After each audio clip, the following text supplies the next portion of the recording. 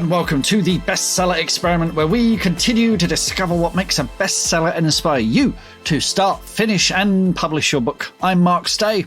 And I'm Mark DeVoe, and we would like to say a very big thank you this week to our patrons of the week. Dun, dun, dun, dun. We'd like to say thank you to M.K. Cook and to Melissa Stone. Thank you so much for becoming patrons, and we are so grateful to you and to everyone who supports this podcast. And if you would like to become a supporter of the Bestseller Experiment, you can simply pop along right now. There's this amazing feature on all podcasts. It's the pause button. It's not like radio, is it, where if you kind of walk out of the room and you miss the vital bit of information, press pause and pop along to bestsellerexperiment.com/support, and then you get this credit card out and you put your number in it, and then you get this really lovely warm feeling. It kind of like oozes, and you walk around for weeks. I've heard people walk around for weeks, like floating on a cloud, glowing, that they know that they're contributing towards the ongoing creation. Yeah, and hobnobs and world peace. Absolutely. Yeah, we're bringing world peace. We are bringing actually people together. Yeah. We're working on that behind the scenes. Yeah, we haven't mentioned it yet. That's our challenge for 2042, I think, isn't it, Mother?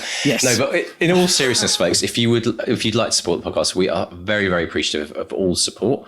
And also, if you'd like to join the Academy, oh my gosh, we are getting such amazing people showing up. And you know what? We just want to remind people, the Academy is not about people who've sold 20,000 million books and are looking to. There are people starting their journey. They're thinking of writing their first book, and people who've sold hundreds of thousands of books, and you all get to kind of come into this brilliant playground together and have this amazing experience, a huge community with Mark and I there at the helm, kind of like pushing you on and inspiring you and cheering you all the way and coaching you. So if you'd like to be a part of that, the new intake is in September. So folks, you've got to be quick. Get over to the website, academy.bestsellerexperiment.com.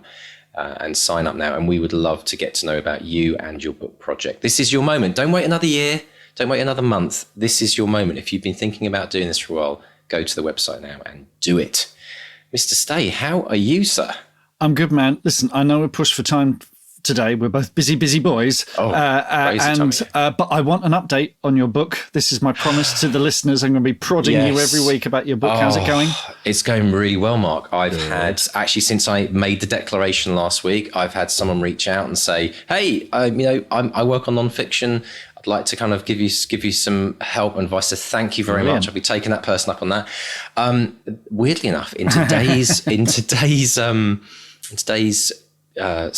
interview, there is a reference on a writing perspective to the bigger thing that I'm going to be writing about my book. I'm not going to reveal what it is, but listen for an Easter egg. I couldn't believe it when it dropped. I'm like, what? This is mad. I've been working this for a few months now. So very excited about that.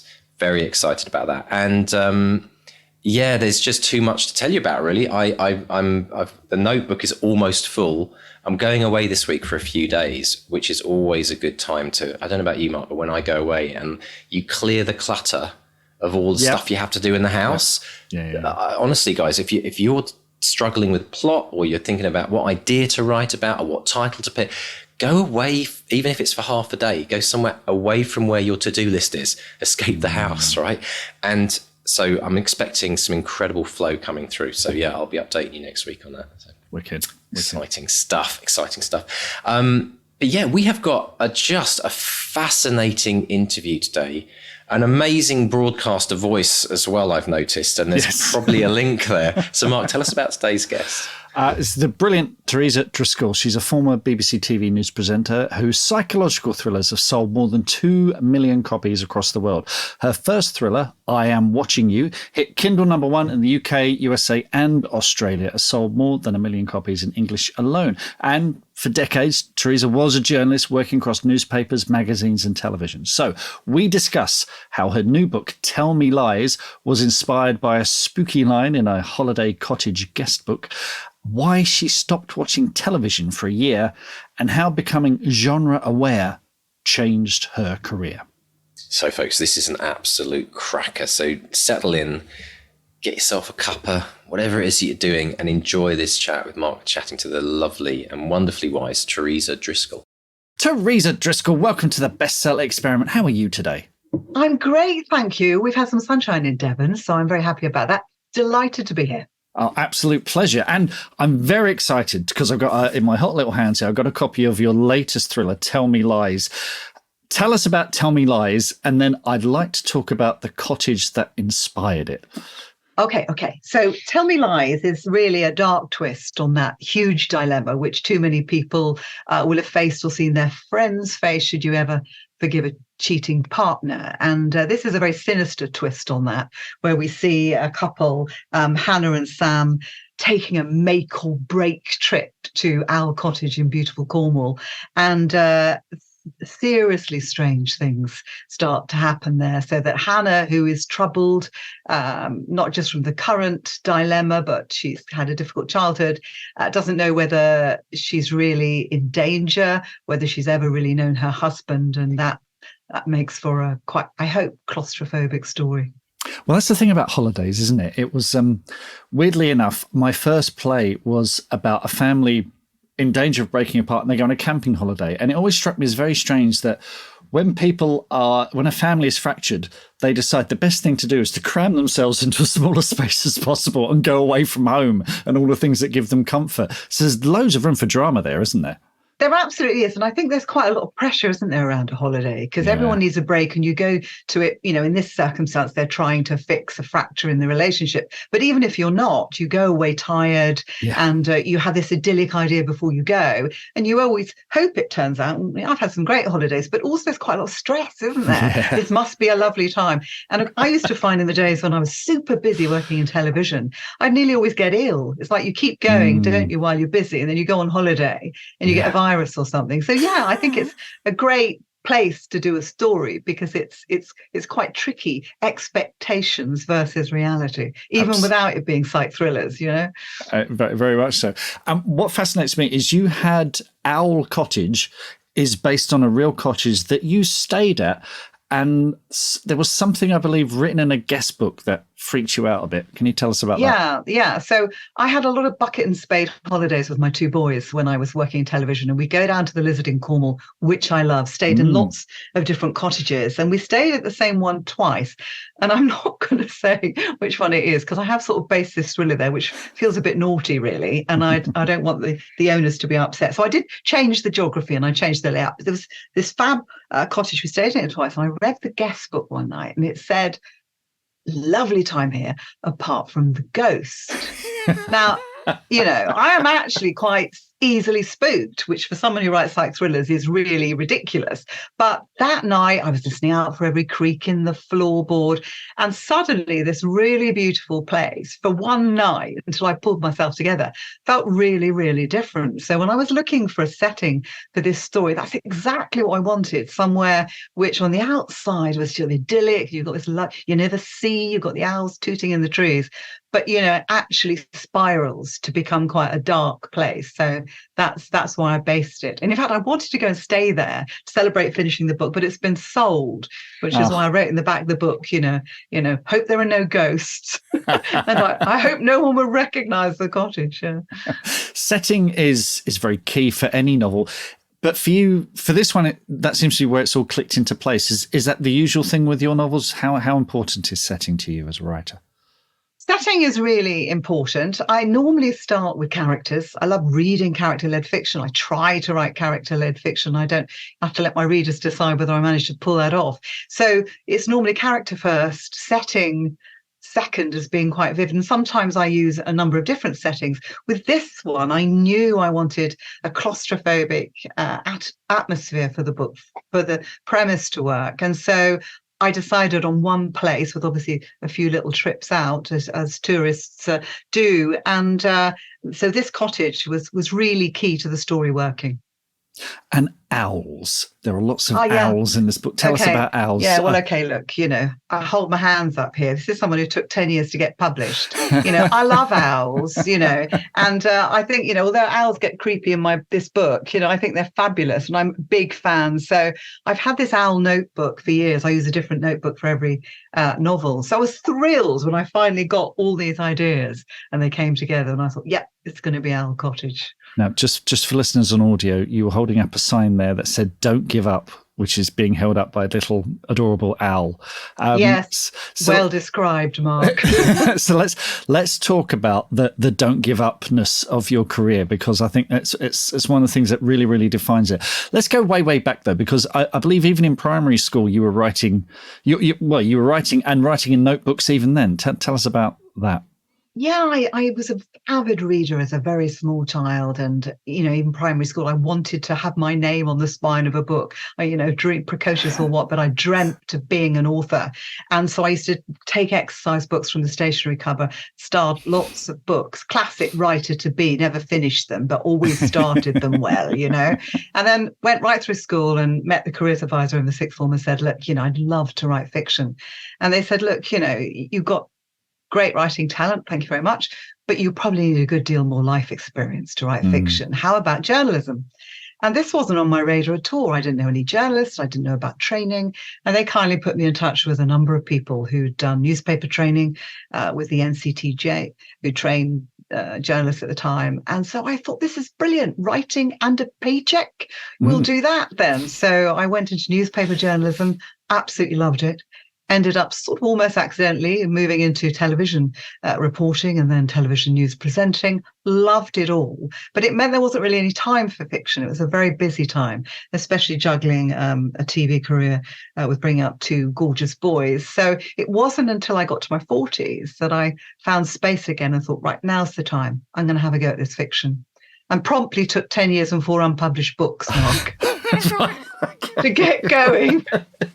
Is that all? Well, as I understand it, your first novel took you a year. And the thing, we talk about finding time to write, and the thing that you sacrificed in order to write was watching TV for a year. Is that correct?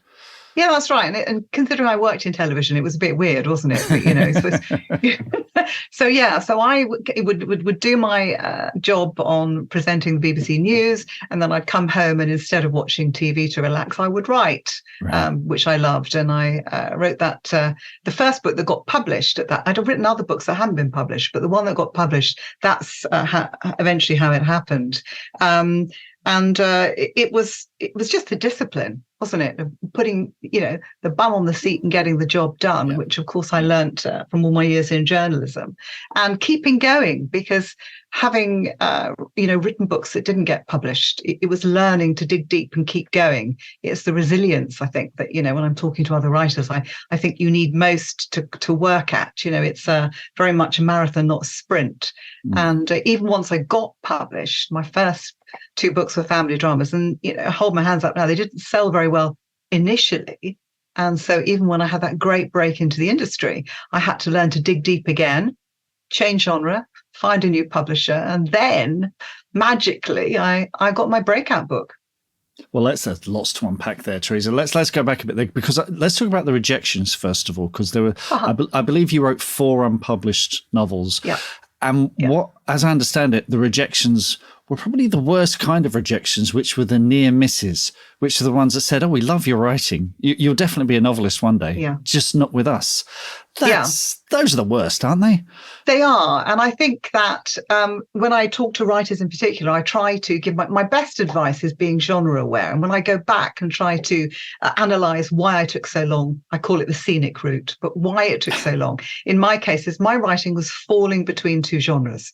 It was falling between dark family drama and psychological suspense. And so editors were all very kindly saying, "We love your voice, Teresa, but you're not quite dark enough for psych suspense, and you're too dark for my list of family dramas." And I think the reason I made that mistake, Mark, is because as a journalist, I didn't unpack stories as in by genre, by category. I used to analyze how strong a story is this? Is this going to go on the front page, or is it going to be an inside page lead, or is it going to be a minor story? And I'd be doing everything from human interest features to seriously nasty crime stories. But sometimes you go to court and the stories wouldn't be strong. So when I started writing fiction, I made the mistake of not analyzing and delivering to genre expectations. It wasn't until I sat down and really analyzed all the rejection, thought you've got to separate, all the stories of bad things happening to good people. But is this really going to be a crime story or psych suspense, in which case deliver on the genre expectations, or a family drama where you're going to be pushing away, any investigation, etc.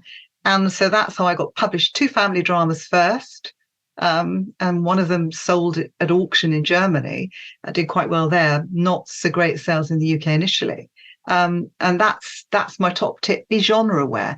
Cross genre can work. Some indies are doing great things in cross genre, but you're making it hard for yourself from the beginning if you're not sufficiently genre aware.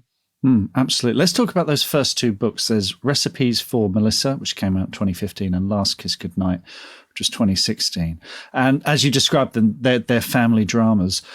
I mean, we're just very often that debut, we're just happy to be published, aren't we? I mean, what was that experience like? And the kind of the bittersweetness of having the auction, having all that excitement, and then the sales just not delivering to anticipation. I was thrilled, of course, to be published, and super grateful to the publishers and the editors, for believing in me. I was lucky. I got a superstar agent who I'm still with, has always believed in my voice. So it was terrific. But what I hadn't been prepared for, having had such a great response initially from agents to my first manuscript, Recipes for Melissa, was, as I say, we got this auction in Germany. All the big 5 in the UK turned it down. And it went to a digital first publisher, hugely enthusiastic editor, had been with the big 5 previously, who had a big dream for it and really thought it was going to get good numbers. And it got beautifully reviewed, but it didn't get big numbers initially. And I didn't know really how to deal with that, because I was thrilled to be published. But the reality is I'm a freelance. You need to make money. And it was very disappointing initially. So the second book was in a 2-book contract, and that similarly, fabulous reviews, but unfortunately similarly, a little bit better, but not great numbers. And I wrote a 3rd book for that publisher, and they turned it down. Yeesh. And that really shook me. I wasn't prepared for that, because we tend to go into this not knowing the industry. And of course, it's difficult for authors being honest and talking about hiccups and the roller coaster, because if you're in a trough, you don't want to talk about it. And so when I was in that dip, I was still, trying to be buzzy. I didn't want to lose my chance of promoting myself. It was hard to be honest, but it was devastating to have poor numbers. And then, of course, you have the fear of bad track, that maybe you're not going to get yourself out of the hole. So this was 2016, and I was out of contract. Publisher said they wanted to publish me again, but not that book, thank you. And so I sat at this very desk, and out of contract, and I would say out of desperation, wrote my first psych thriller, which is called I Am Watching You. And I bounced it past my lovely agent, who just sent me back an email saying, "Wow, Teresa, exclamation marks. Yes, let's run with this darker voice, my other voice." But I got a deal for that with a new publisher, again digital, with Thomas & Mercer. Low expectations this time. I just was so pleased to have an advance. Thank you. That's some money I don't have to pay back. However, this does. 2-book deal. Just delighted to be back in the game, because I know how hard it can be to stay published now. Low expectations. And then unbelievably, the book took off. Fantastic. Now, we're recording this in May 2023, and there's a conversation in the industry at the moment. There was an article on The Bookseller quite recently, and every author Facebook group that I'm in was talking about this, where authors new to the industry really don't know what to expect, because they see the headlines with the 6-figure deals and the major bestsellers that get adapted into movies and all of that good stuff. But for the rest of us, I mean, it is the mid list, the sales that tick along, it's not quite the dazzling career that some of us might imagine. You had worked in the media. What were your expectations of publishing, and what were the big surprises when you were published? Because it was my big dream, there's no question I was thrilled to be published. That in itself was a life goal. So I was delighted to be published. But because I have been a freelance pretty much my entire career, right through my years in television, I was a freelance working on short-term contracts. So when I came into publishing, I had an expectation what I hoped to make some money as part of my freelance income. Mm-hmm. And so it was a bit of a shock to me that it was quite difficult, as you say, it's rare, those big deals, isn't it? And I was lucky. I did get a reasonable advance from my German auction for my first family drama, and that kept me ticking over for a while. But once that was used up, I suddenly realized it was going to be more difficult. And I got an advance, not a big advance for my thrillers. I'm sure contractually I'm not allowed to say how much, but it was like I was, as a freelance, grateful for it. But I think you realize as you get to know authors, and you don't meet many authors until you're published. I know lots of lovely author friends now, but you just don't, do you? So you don't get these, water cooler conversations where the reality of the industry is shared with you. And so I look forward to being published, but I did expect to make a bit more money early on. And it was a shock talking to other authors how difficult it is to make a living. So all the more that I pinch myself, Mark, that things came good for me with this breakout book at the time when my expectations had actually, slumped. Well, this is the fairy tale moment of the story, isn't it? Let's talk about I Am Watching You. Wasn't just a hit; it was a smash hit, wasn't it? Tell us how that came about. Well, basically, Thomas and Mercer, an imprint owned by Amazon Publishing. And so they loved the book, as I say, had great faith in the book. And they offered me a Kindle First promotion. That it's called Amazon First, I think now, isn't it?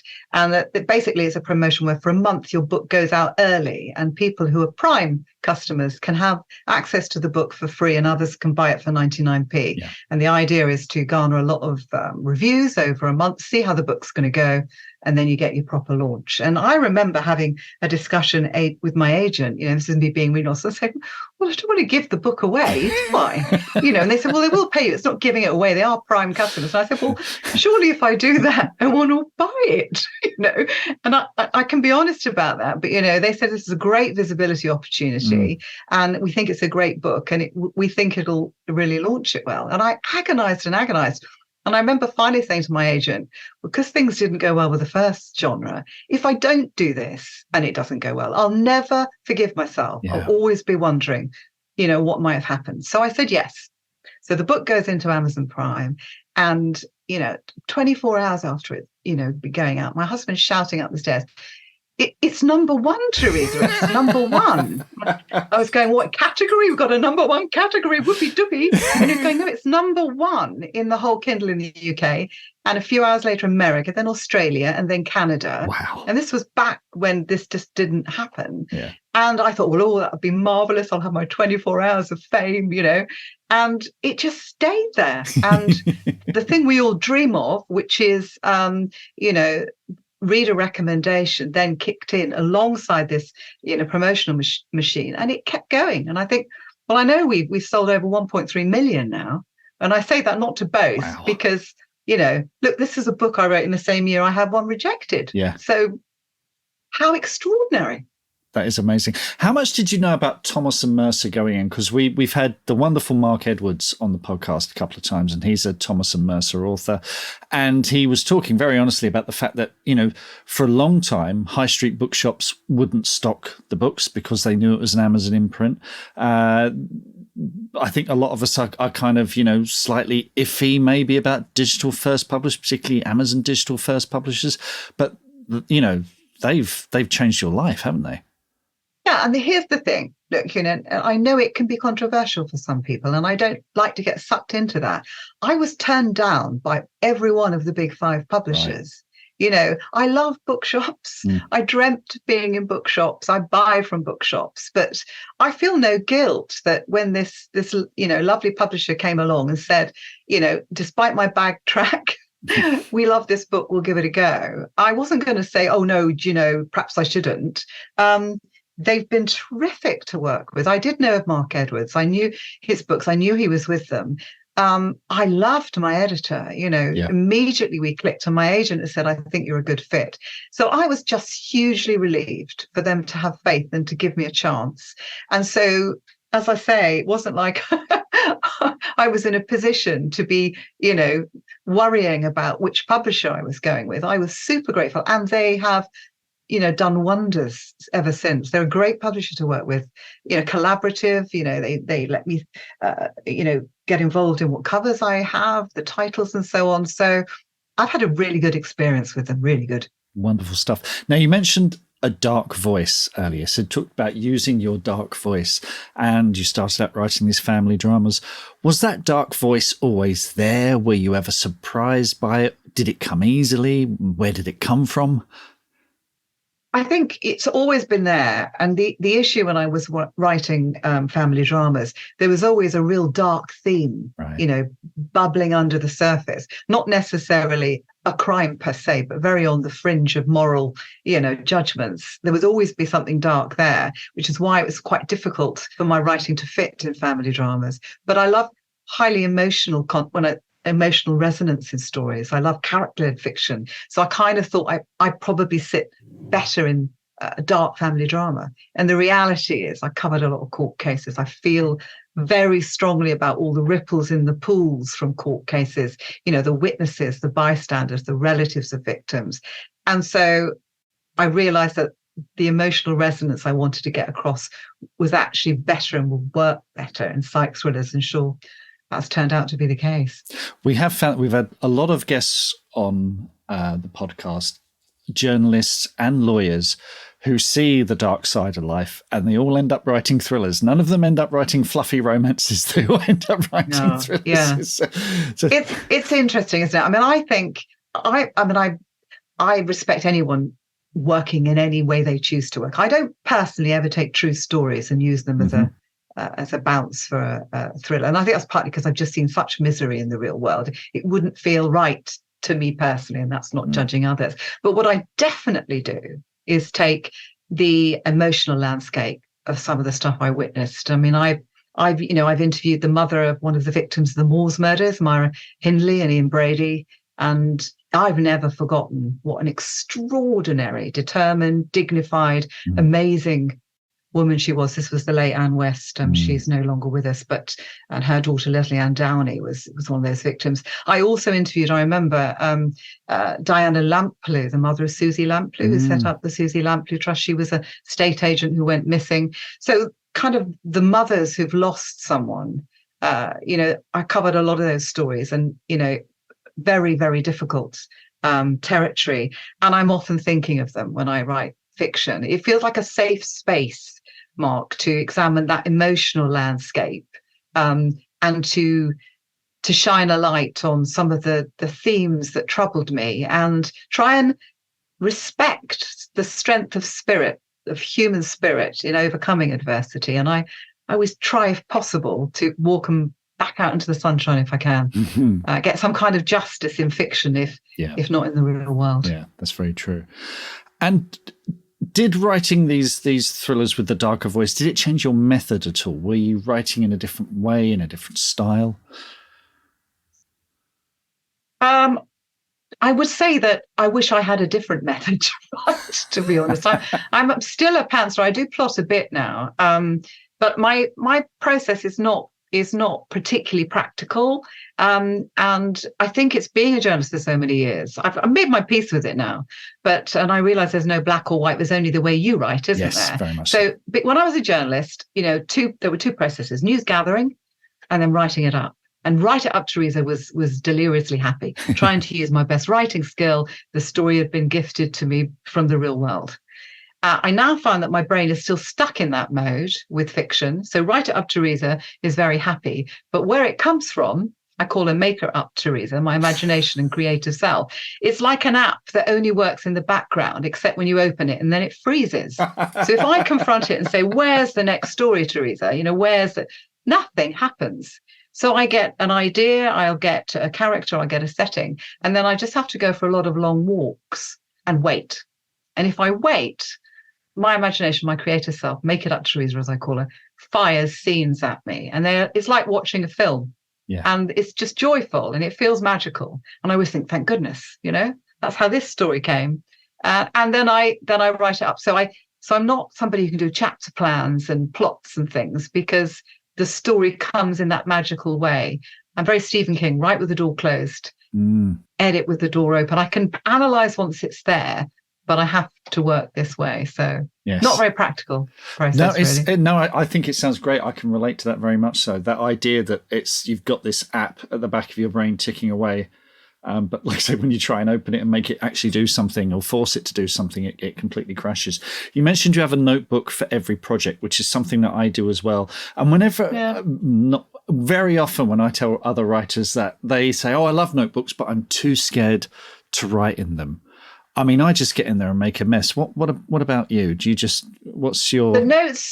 The notes are, I mean, as I say, I often get ideas and scenes flowing, and when I'm out and about or when I'm doing the laundry or whatever, then, that doesn't work at this. So I'm jotting things down very fast in the notebook. It's all the jottings of the things I need to write up later rather than planning. And so it'll be weird little things to jog my memory of what's fired. But my notebooks are critical. I love them because they might have lots of dash notes here and there, and it doesn't seem to be very organized, but it's the way my creative process fires and works. And that's really exciting to me because I often look at it and think, well, where did that come from? It's extraordinary. And it quite excites me. And I like to be excited when I'm writing. Yeah. My editors have been lovely. I think it must be easier for them to work with planners. And, I remember having lunch with my editor once, and I was halfway through a book, and she said, I'd really like to talk about, where you're at. And I was petrified meeting someone when I'm halfway through a book. And lovely venue, lovely lunch and everything. I was like this, eyes wide. And she was asking me questions. And I had to go down to the loo and pace about to figure out, try and come on the other bit of the brain to come back. And eventually now she said, I realize, I need to speak to you the day before or 3 days before, send you the notes, and then I can go on walks, and then I can come and talk. I just, as you say, app frozen. Yes. I mean, I'm the same, actually.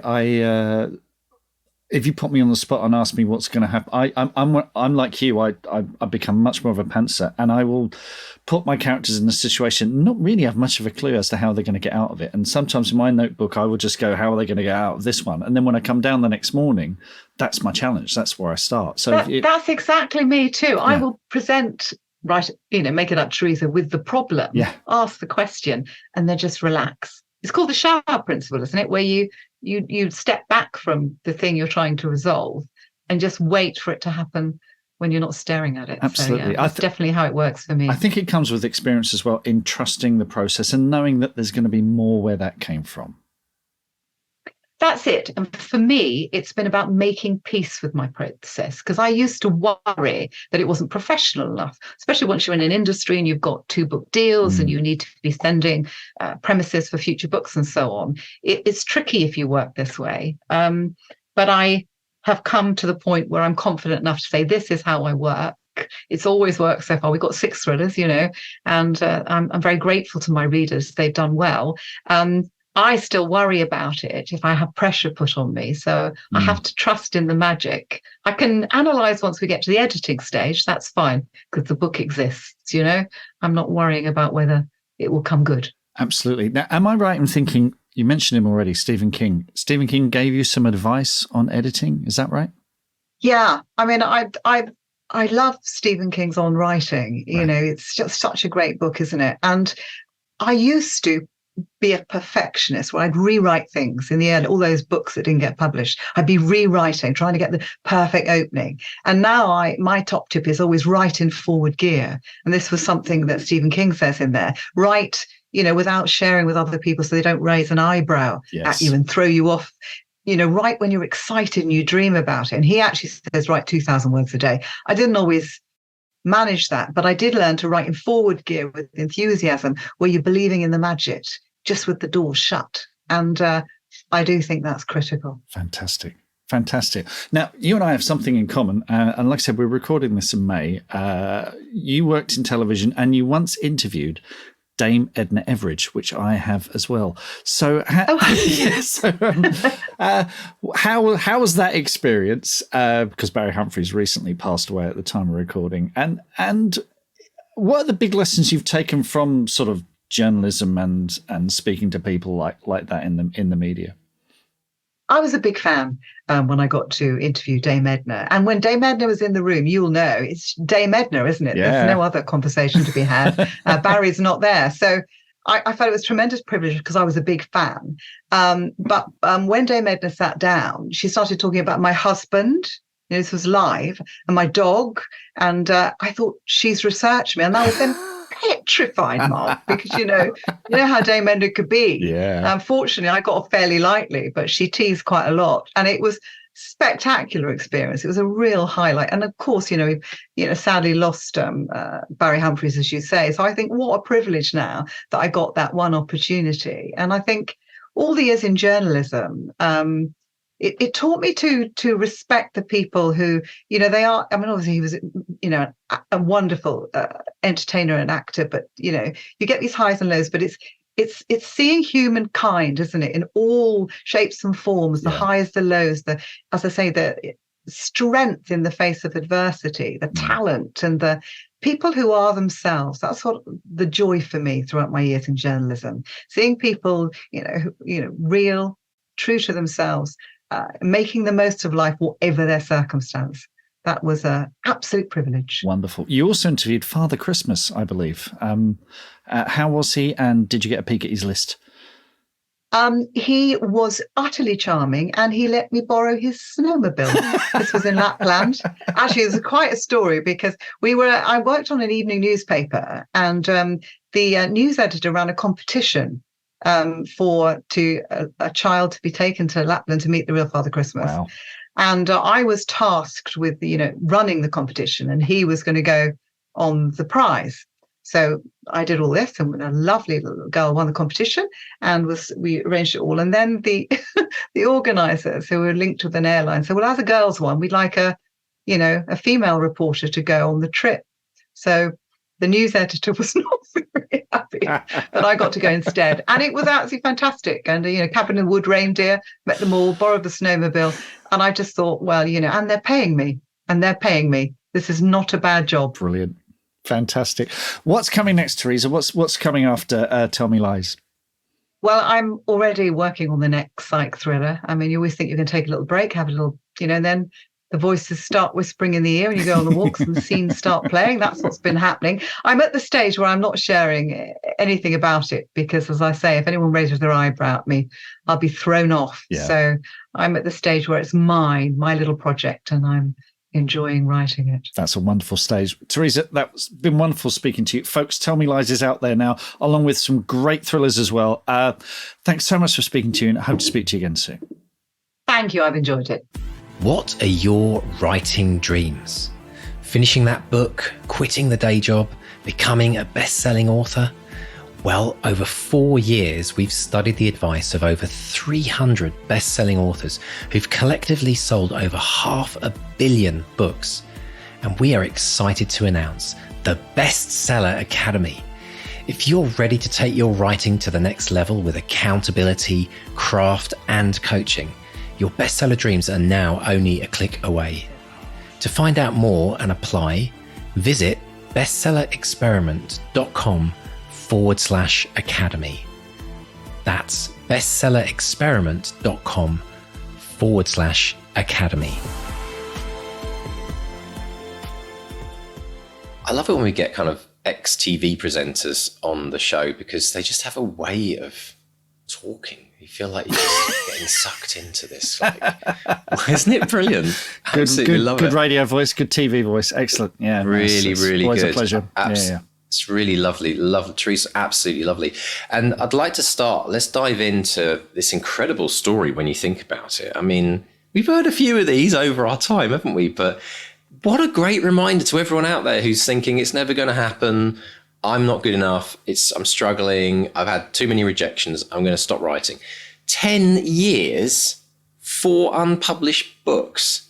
And then this incredible success. I mean, how many times do we have to remind you, folks? I do wonder, because there's so much evidence of this idea.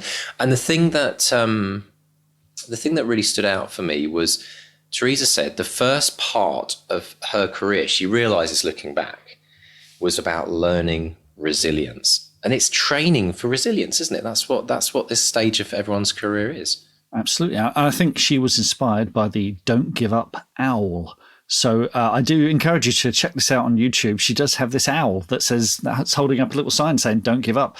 And I think if you need a little totem like that to keep you going, because this game is so much about resilience and sticking it out, and sometimes it's reinvention as well, which is something that Teresa has done. And again, in the extended version, we're going to talk about that whole genre aware thing and how that changed everything. But yeah, I mean, I've had this year. I had, you know, ups and downs, and I'm just coming out of a down. I'm just coming out, and I've got a project on the horizon that I'm working on with someone else that I can't talk about yet. But we're two authors who've kind of, we are fed up with being weird. We're going to write something that's genre aware, and you know, so segue.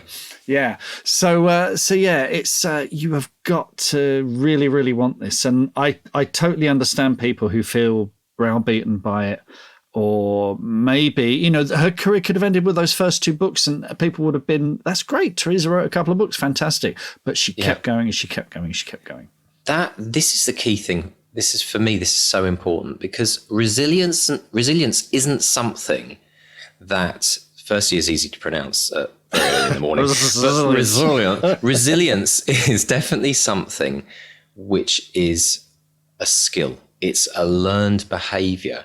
And I want everyone to realize that when you feel browbeaten, when you are at that point where you're just done, that's where you're about to get your resilience. And no one realizes it. It's like, well, some people do, but a lot of people don't realize that they're facing a brick wall, and that brick wall is called resilience. And if you are willing to try and smash through it, or even just climb over it, walk around it, usually is a better idea. But if you're willing to do that, you build your resilience. It's like working out at the gym on the resilience machine. And the more you work out on it, the more you move towards the chances of something like this happening that we saw with Teresa. I mean, 1.3 million sales. Like, I mean, you could tell when she was telling the story, she's still kind of a bit flabbergasted by what happened. I don't think she still quite believes. It's almost like she's still talking about someone else's story. But that's because she kept going. And I want everyone to, I mean, you know, we talk about the owl. I hope this podcast is the owl for some people. I hope you show up each week and we give you a little bit of the inspiration we get from the authors, because this is what we're hoping to build in people. It's this idea you've just got to keep on going. And the minute you stop, that's the minute when all the dreams end. You know, it's when nothing will happen if you stop writing. So great reminder from Teresa. So good. I do appreciate it can be really, really hard, and it can feel like there's never going to be an end to it. And maybe it's okay to take a break. We've got someone in the academy who's taken a break of something like 8 years and is now coming back into it. And real life can knock you about a bit and knock you back. And if it's making you unhappy or making you ill, then, you know, get help and maybe step back. But it's always there. It's, you know, this is the great thing about publishing and self-publishing now. The opportunity, that door is always open. You know, you've always got the chance to come back to it anytime. Yeah. Do you know what I'd say? I would say to people, take a break from maybe writing the book if you're really, really struggling with it. But don't take a break from writing. Switch from writing your book to journaling. Yes. And journal about what you're experiencing. Because you know what? Just writing, you're going to keep your writing chops going by journaling. Journaling, something might come through that process that will be a solution for you, or a new idea for a book, or something that will start marinating in you for a few months. But don't stop writing. Take a break from the thing that's causing you the challenge.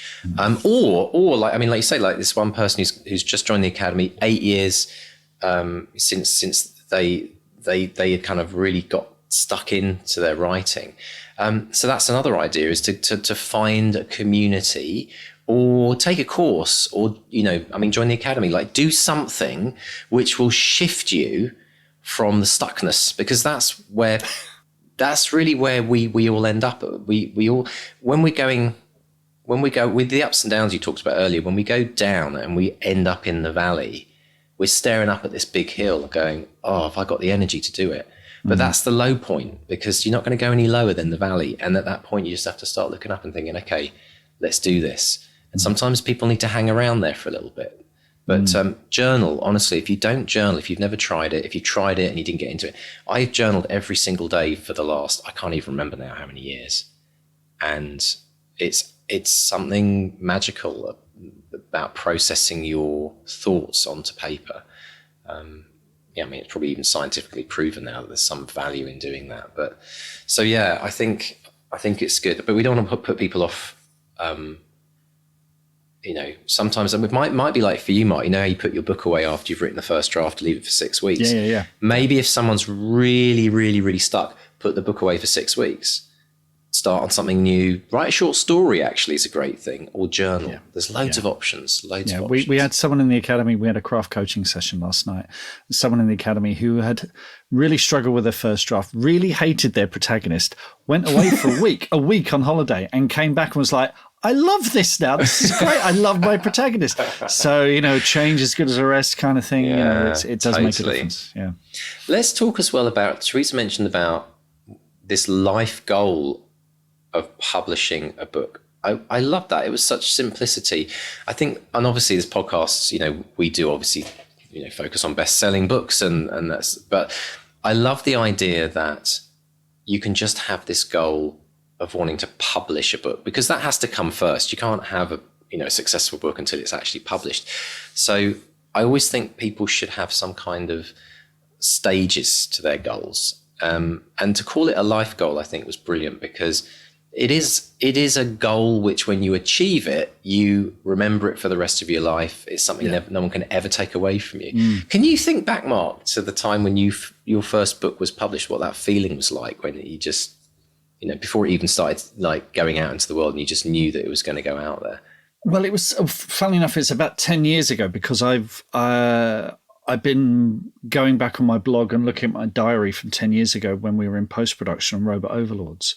So that was when I knew it was going to be published one way or the other, which is, which very often when you're writing a novel on spec, you have no idea what's going to happen with it. But I kind of knew that this was going to happen. So it was focuses the mind, I can tell you that. And it's an unreal feeling. And it's funny enough, it's still the only book where I ever got any ARCs, proof copies, advanced reading copies. So I got the advanced reading copies, and that was kind of, I'm a big boy now. That's the thing. I mean, it does bring a new level of confidence and belief, because we always talk about in the academy that when you achieve something, you can never question whether you're going to be able to do it in the future, and you can kind of let go of it, because we carry all these things with us when we move forward in life, and especially writing. All these questions about, can I finish a book? Will I ever publish a book? Will anyone buy it? And I think part of the process in life, and especially through the writing process, is accomplishing and achieving those milestone moments so that you can just let go of them. Yeah. And you can then start worrying about something bigger. It's in the past. Yeah, you got all new worries now. But that's a good thing, because you're making progress. But I think we get so consumed by worrying about, will I ever, just even finishing your first ever chapter 1. No one can ever take that away from you. You've started a book. Because there is a point, isn't there, where people think about writing a book and then they start writing it. And that moment where they cross the threshold and they start writing it, again, they're now a writer. They're now in the process of writing that book, and they can't ever say, I'm going to be thinking about writing a book for the rest of my life. No, you're actually doing it. It's just good to remember that, I think, as there's always going to be something else in front of you, but they get bigger. It doesn't mean they get harder. They just get bigger in terms of the potential and excitement and, real world stuff where it can become reality in many ways. But as Joanne Harris said in episode 4 of this podcast, she said, if you're a writer, if you're writing, you're a writer. It's as simple as that. If you're putting pen to paper, you're a writer. And that a lot of people don't even get that far, so. Well, they might get that far, but they don't get that far in their mind. They don't believe it, or they don't allow themselves to own it. And I think that's a big shift that everyone has to make at some point. And only you can decide that. No one's going to give you a certificate, say, congratulations, you're now officially a writer, and you can now actually get on with it. It's just mad. Now, one of the other things very quickly that I wanted to reference was this idea of how Teresa mentioned how she has a journalistic background. She dealt with a lot of incredibly challenging scenarios and interviewed some people who'd been through some harrowing life events. Yeah. I love the fact that she said, in her fiction, she could write justice. She could create justice, even if you couldn't do it in the real world. And it is a wonderful way of, it's like a superpower, isn't it, that a writer has, where you can make the world right, even if it's just the world in your head or the world around you, or your reader's world. You can make it right and you can put things to justice. Yeah, I think it's one of the reasons why crime fiction is such a popular genre, because it does have that resolution. And it's interesting. I think I've mentioned this before. Michael Connelly, terrific writer, writes fantastic thrillers, crime thrillers, and very often, the end with a great resolution. There's a showdown, someone's arrested, there's justice. He did a book of his journalism when he was did the crime beat in Los Angeles. And almost all of those true crimes didn't have that resolution. His writing was brilliant, but it didn't have that satisfying tie it all up in a bow at the end kind of thing that you get from his novels. And I thought that was really, really telling. And I think when he spoke to us, he kind of, he mentioned that's his way of making. And in a way, whenever we write fiction, it's us making sense of the world around us and giving it some kind of resolution. It's us presenting an idea, challenging the idea, and then finding synthesis in that. And it's really satisfying when it works. And it's one of the reasons it's so hard, because very often when you write a novel, you are kind of trying to figure out the meaning of life. This is why we get tied up in knots about it. You are taking an aspect of our lives and trying to make sense of it. And it can be in a crime novel, it can be a fantastical novel, it can be about someone's love life, it can be about a moment in history, a day in the life of a single character. But whatever you're writing, it's about the world around you and life in general. And good luck with that. Yeah, I think it's brilliant, absolutely brilliant.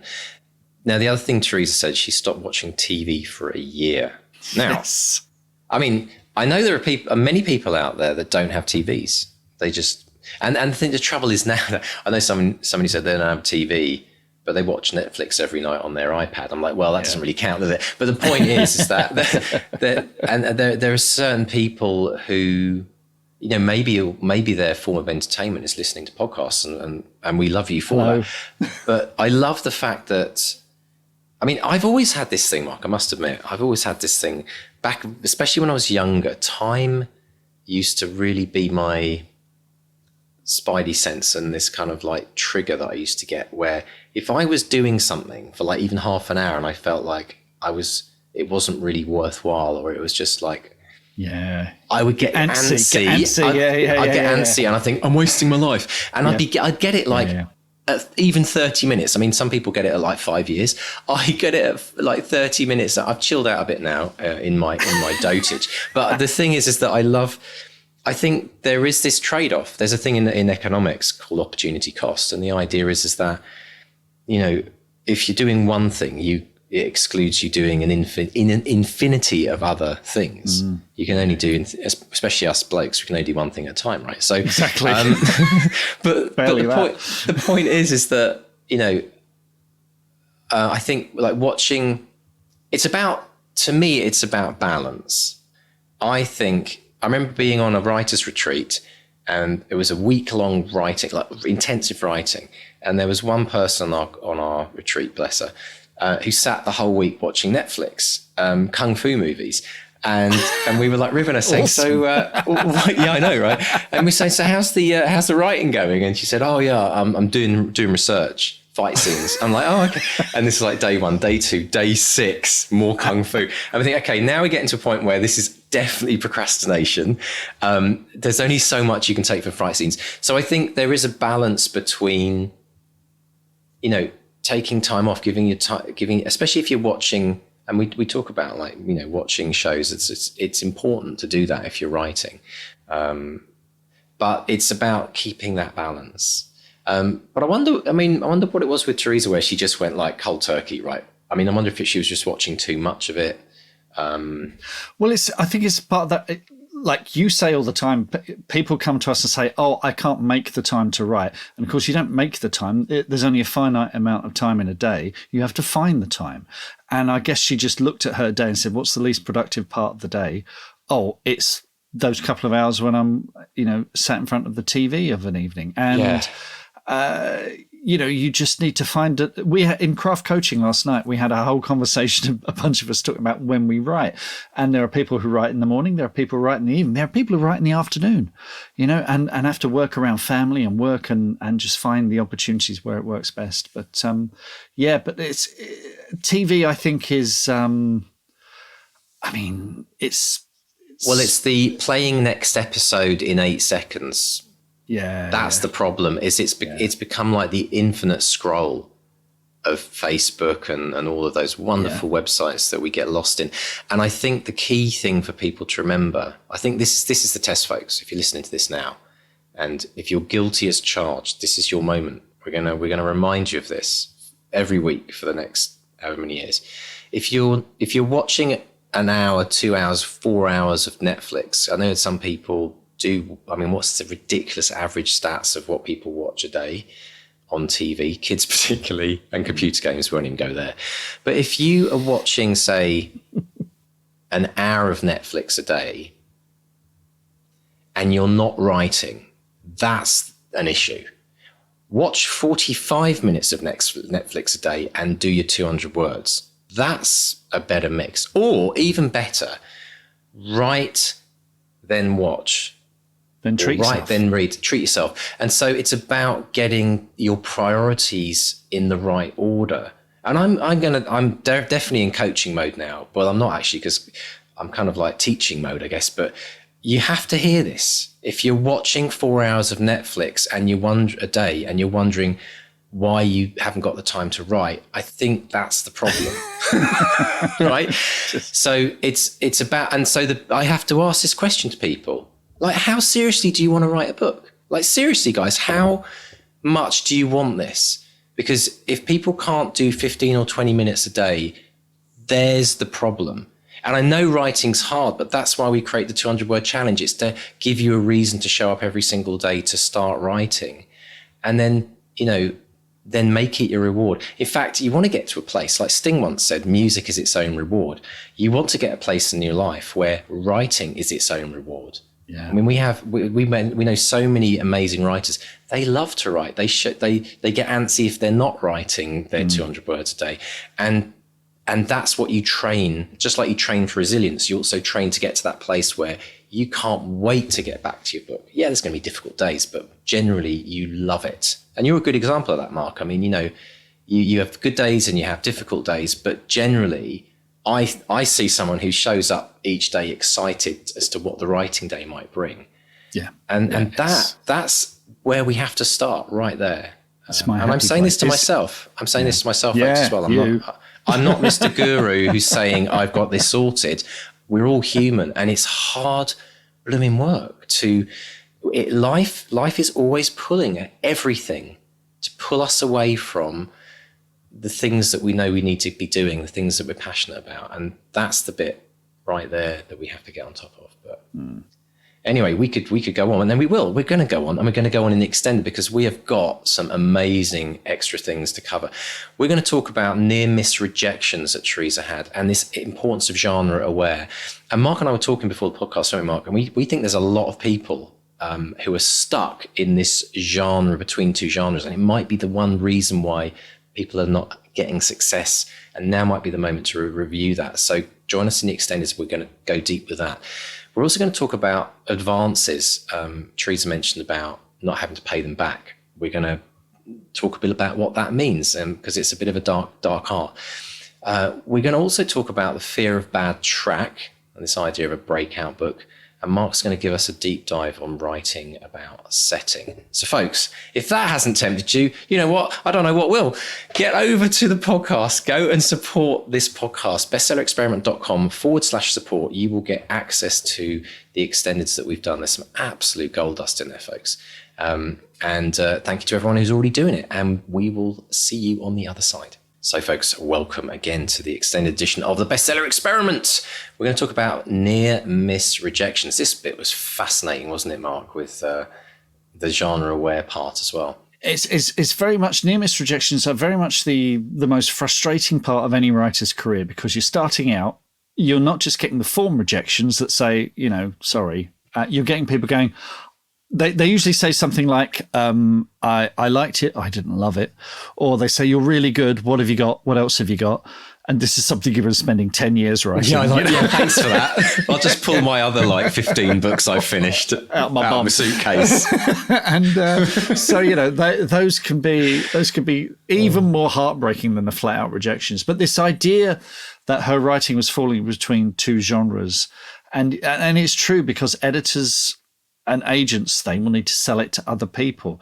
So this idea that you can't find a place for it to sit in the bookshop. So the advice I give authors is, because you can get so precious about these things and say, oh, my thing is above genre, it's elevated genre or whatever. You go, no, sooner or later, someone's going to have to sell this. So stand in a bookshop or scroll through Amazon or wherever, go to a library and go, okay, where are you going to put this? Where's the bookseller or the librarian going to put this on the shelf, and go there?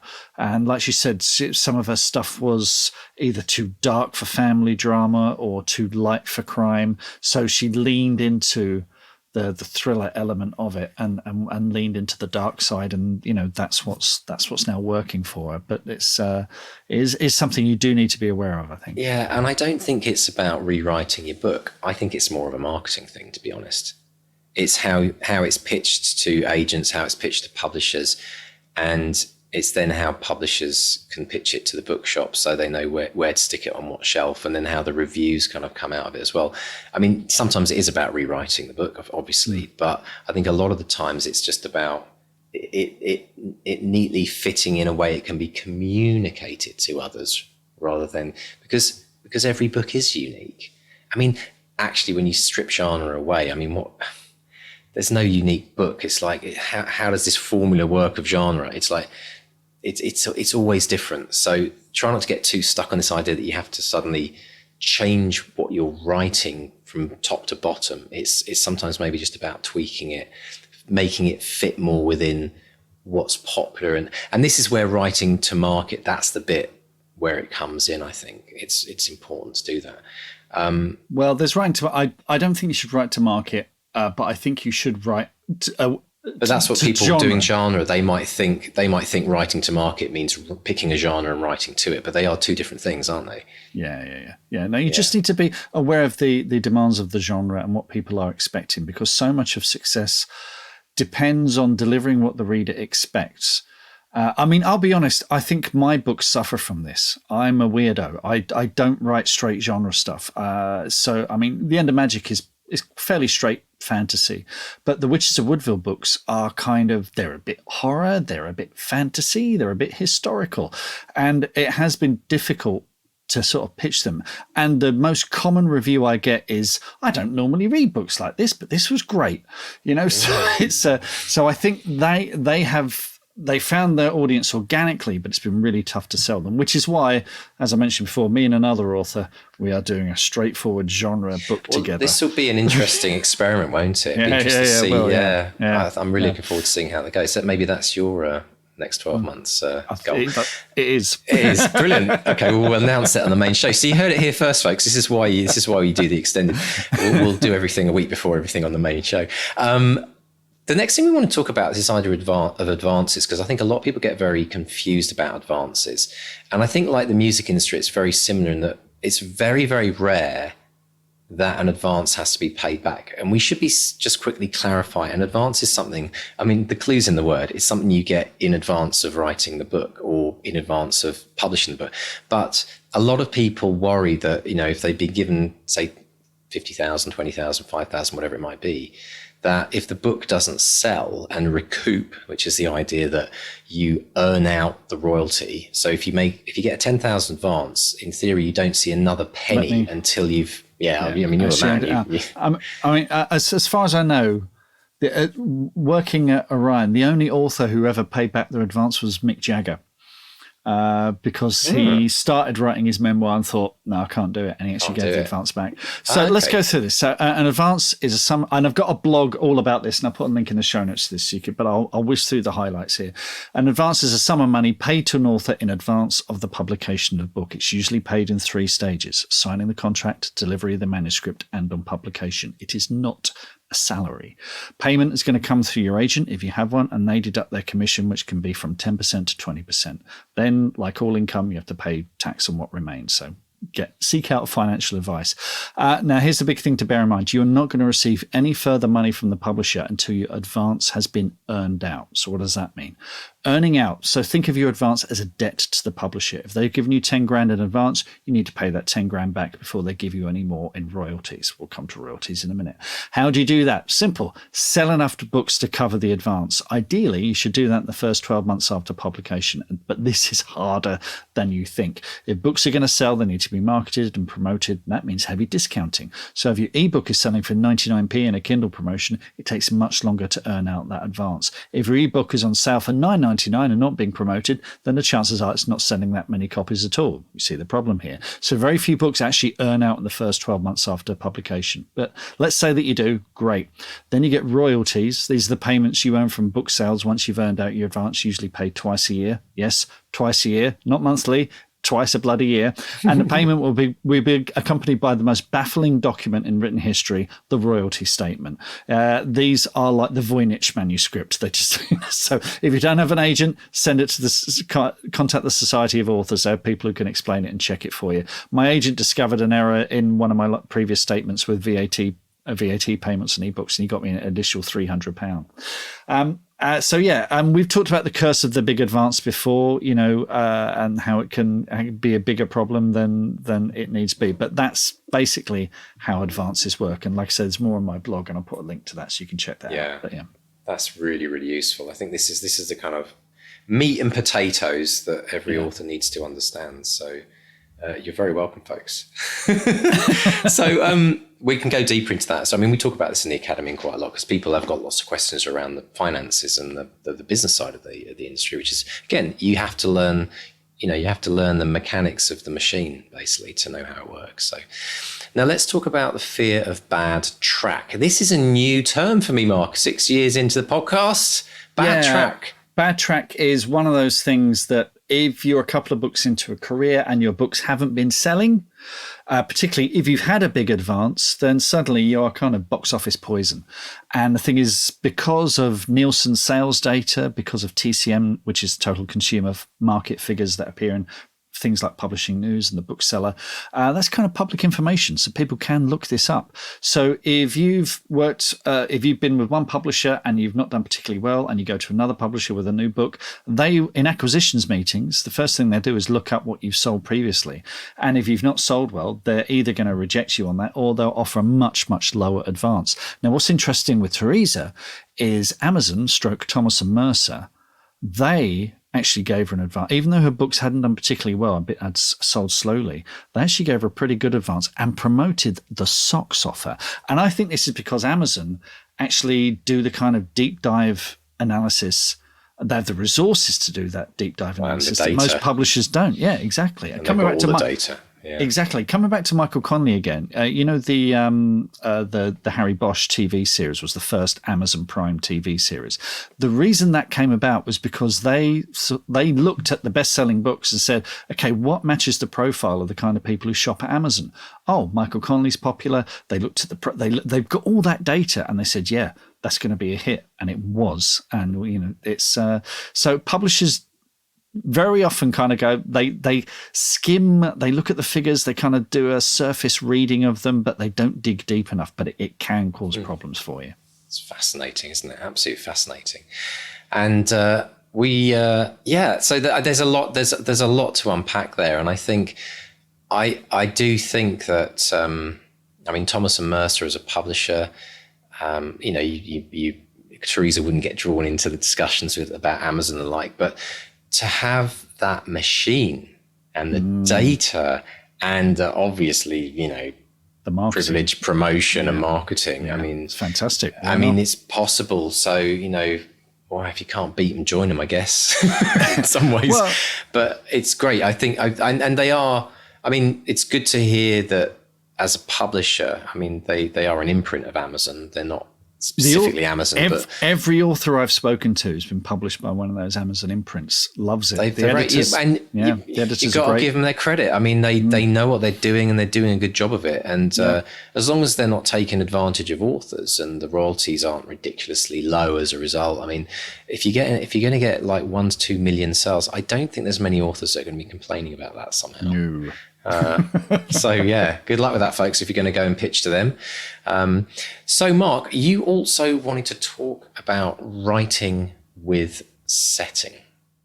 Yes, a few tips for writing setting. And setting is crucial for any story, whatever your genre. And while you, dear listener, might be thinking, thank you, Mark, for stating the bleeding obvious, I've read plenty of first drafts of scenes, and I've done this myself, where the character is having some kind of inner monologue. They're pontificating on some huge change in their life or a massively important plot point, and the setting is never once mentioned. It's like the scene is taking place in a void. So yes, setting adds so much to any story, yet sometimes we authors can completely forget it. I mean, firstly, setting gives you context. Someone praying in a church is expected. Someone praying before a job interview at a big city corporation is unexpected, and the reader wants to know more. So see if you can give your story, that moment, a little bit of edge thanks to the setting. Settings can challenge characters. Now, in the conversation I had with Teresa Driscoll, we talked about taking characters on holiday away from their usual comforts and challenging them with a big dollop of drama. It's the classic story trope. Let's go on holiday.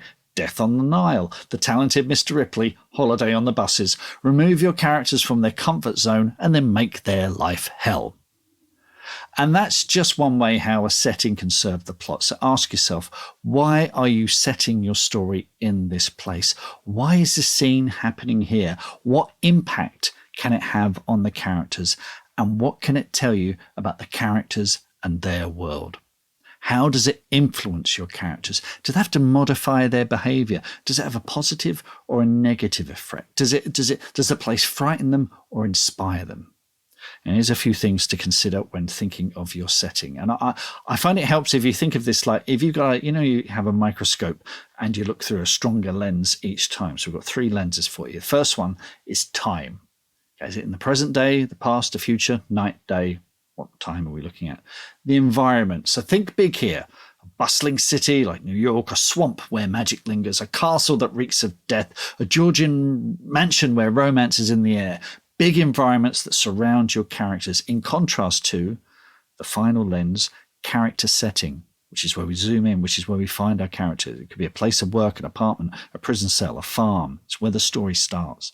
Once you combine these, time, environment, castle, you have a framework for a setting, a time, a precinct, and a place to begin. It's also a bit like in a lot of TV shows where you get that establishing shot. Okay, it's night, it's a street in London, a light goes on in an apartment, click, click, click. So think of it like that. A lot of authors, particularly authors who are inventing a location, can get hung up on the second one here, that environment thing, where they might feel they need to create an entire city or fantasy realm or galaxy. Nah, you don't have to do it all. Just focus on that third thing, the character setting. This is usually where your story begins.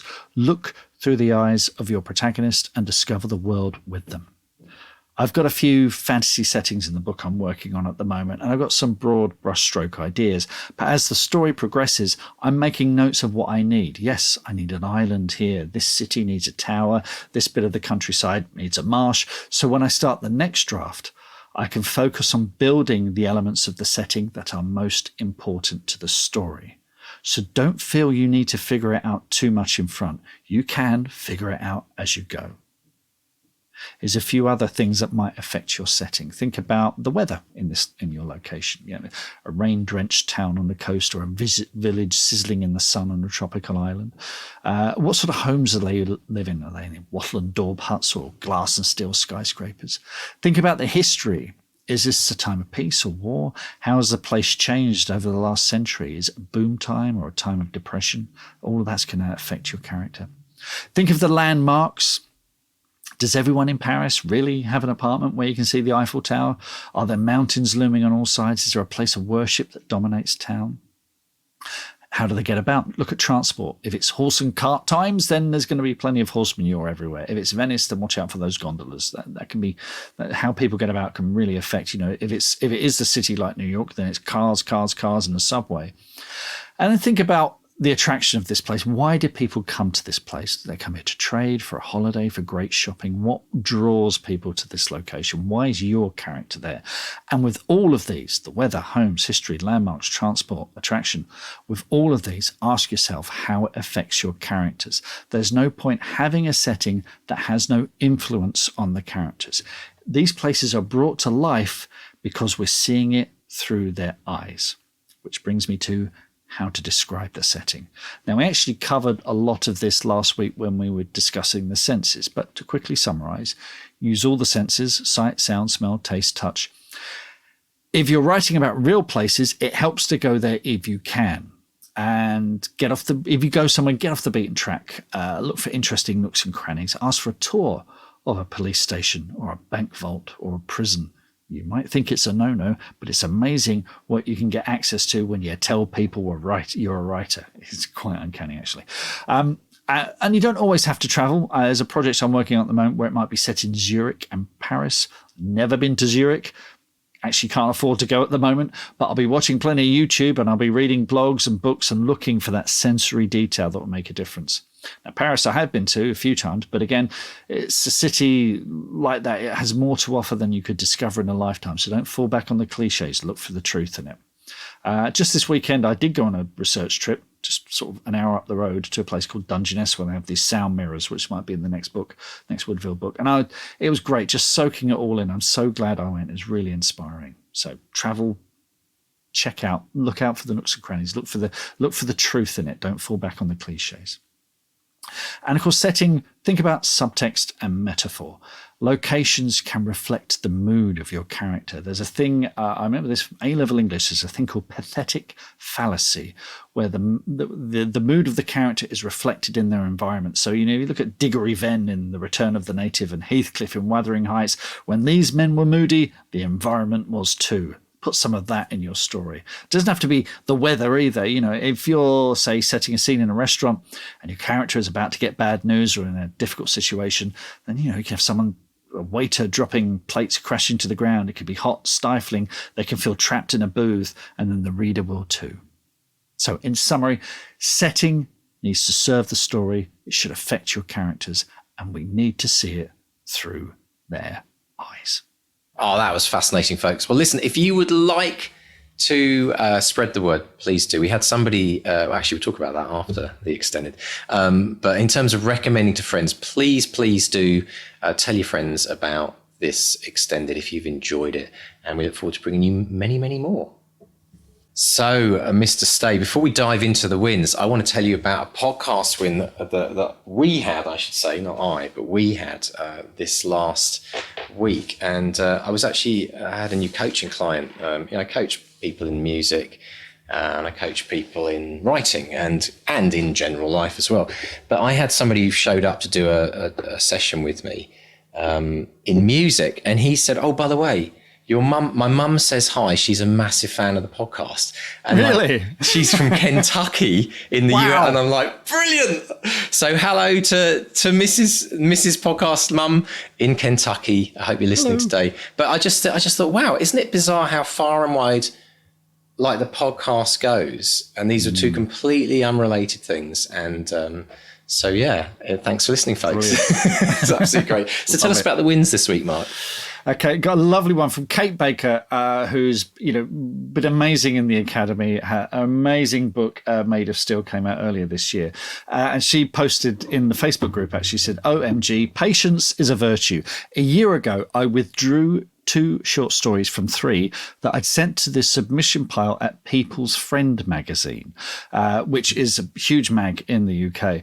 One of those places where you can get short stories published. She said, I was planning to self-publish a collection, which never happened, but I left them one called Losing His Marbles.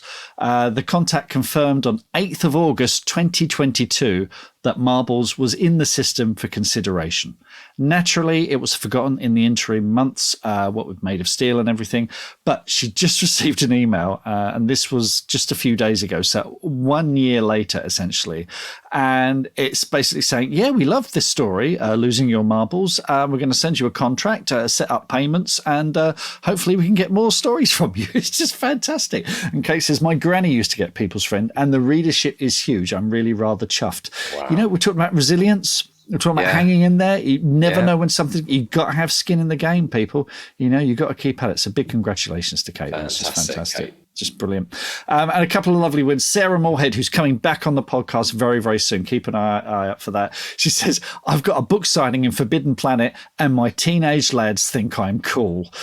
Which is the things you have to do to win your kids' admiration. Now that's and it's Forbidden Planet up in Liverpool, which is an ace branch. So that is very cool. You know, I've not done a Forbidden Planet signing. I've done them at Comic-Cons and stuff, but never in the store. So that is a real coup. That's a real feather. There we go. Any Forbidden Planet franchise stores out there, give Mark a call.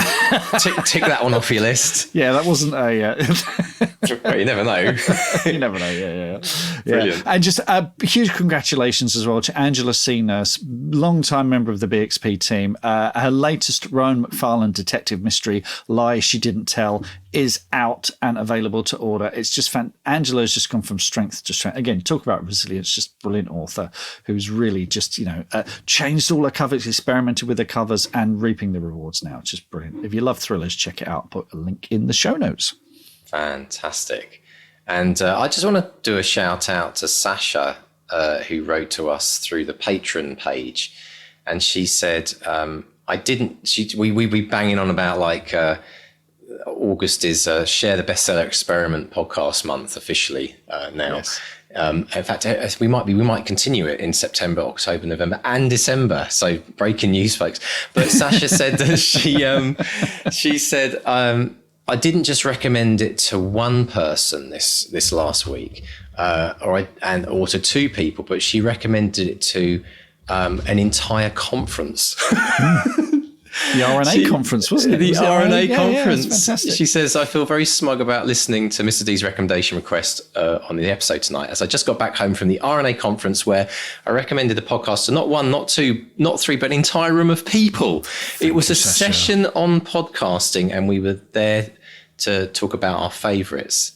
Absolutely brilliant. So thank you, Sasha Green. We really appreciate it. I love Sasha. She always sends us messages every week about the podcast. Absolutely brilliant. Absolutely, we read them all, Sasha. Thank you so much for sending that across. And so, folks, we hope you've been inspired. I bet you there's a few people out there, Mark, who are going, this was the episode I need to hear. And if it was, please send us an email and tell us. Tell us what it was about the episode that you heard that shifted something for you, got you back on track. This is what we wake up for and why we love to do this podcast. So please do share that. And of course, there are many different ways to find us on social media. Yes, we are on Facebook, Bestseller Experiment, Twitter, Instagram, and Threads. We're at Bestseller XP, so drop us a line there. If you've enjoyed the episode, please subscribe. Please give us a rating or a review wherever you get your podcasts. That stuff makes us more visible. Thank you, as always, to our editors, Dave and JD. And if you want to drop us a line, there's bestsellerexperiment.com. There's a contact tab there. You can email us there. Don't forget the 200-word challenge, 200wordchallenge.com. And as we mentioned at the beginning of the show, folks, if this is your moment, I think Macklemore said that once in a song. If this is your moment, sign up to the Bestseller Academy starting in September, folks. academy.bestsellerexperiment.com. Do it! All right, folks, have a great writing week. Enjoy whatever weather you get this week, whether it's lovely sun or whether it's pouring rain. Get out there and dance in it or sunbathe. I know, right? Welcome to summer in England. Yeah. Have a great writing week, folks. And it's a goodbye from Mark 1. And a goodbye from Mark 2. Goodbye. Goodbye.